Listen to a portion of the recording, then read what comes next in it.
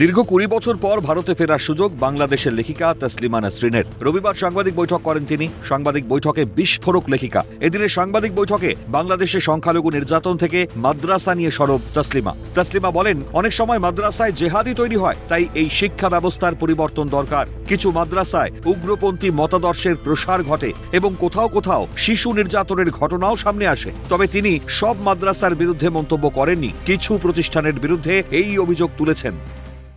আমার যেটা মনে হয় যে মাদ্রাসাগুলো থাকা উচিত নয়, কারণ অনেক সময় মাদ্রাসা দেখা যায়, সব সময় নয়, অনেক সময় দেখা যায় যে মাদ্রাসাগুলোতে জিহাদি তৈরি হচ্ছে।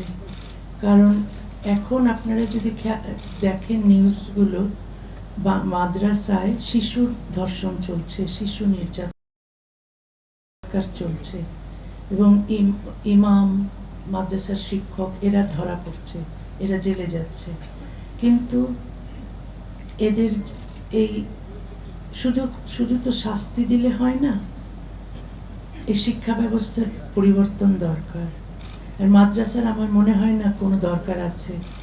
তসলিমার দাবি, খালেদা জিয়া, শেখ হাসিনা থেকে ইউনূসের সরকারের আমলে একই রকমভাবে বাংলাদেশের সংখ্যালঘুরা অত্যাচারিত হচ্ছে। বাংলাদেশের মোহাম্মদ ইউনূসের অন্তর্বর্তী সরকারের আমলে বাংলাদেশের সংখ্যালঘুরা বেশি অত্যাচারিত হয়েছে। শেখ হাসিনার সরকার এবং বর্তমান তারেক রহমানের নেতৃত্বাধীন রাজনৈতিক পরিস্থিতির মধ্যে যে কোনো পার্থক্য নেই, তার ইঙ্গিত লেখিকার। একটা পার্থক্য নেই, হিন্দুরা অত্যাচারিত আগেও হয়েছে, এখনো হচ্ছে। যে খালেদা জিয়ার সময়, এরশাদের সময়, হাসিনার সময় এবং এখন ইউনূসের সময় এবং তারেক জিয়ার সময় একই রকমভাবে হিন্দুরা অত্যাচারিত হচ্ছে। তবে ইউনূসের সময়টায় বেশি অত্যাচারিত হয়েছে। হাসিনার সময়ে যে অত্যাচারিত হয়নি তা নয়।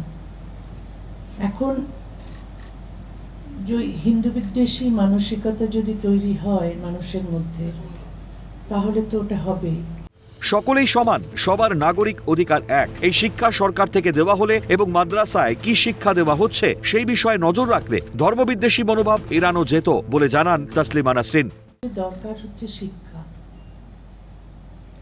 যেখানে হিন্দু, মুসলিম, বৌদ্ধ, খ্রিস্টান সবাই সমান, সবার নাগরিক অধিকার এক, সবারই বেঁচে থাকার অধিকার আছে, যার যার ধর্ম পালন করার অধিকার আছে এবং কারো অধিকার নেই অন্যের উপর আক্রমণ করার।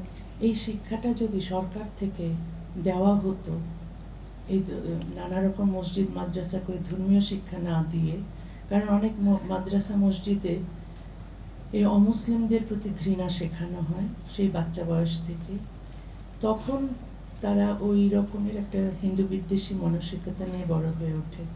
তো সরকার যদি এই মাদ্রাসাগুলোকে নিয়ন্ত্রণ করেন, ওখানে কি শিক্ষা দেওয়া হচ্ছে, তাহলে হয়তো এগুলো অনেকটাই নিয়ন্ত্রণ করা যেত। তৃণমূল আমলে রাজ্যে ফেরার সুযোগ না থাকলেও বিজেপির আমলে ভারতের মাটিতে পা রাখলেন বাংলাদেশের লেখিকা তসলিমা নাসরিন। বাংলাদেশের সার্বিক পরিস্থিতি বিচার করে সংখ্যালঘুদের ওপর নির্যাতনে সরব হয়েছেন তিনি। ক্যামেরায় দেবাঞ্জন মণ্ডলের সঙ্গে অভিরূপা সাহার রিপোর্ট, ক্যালকাটা নিউজ।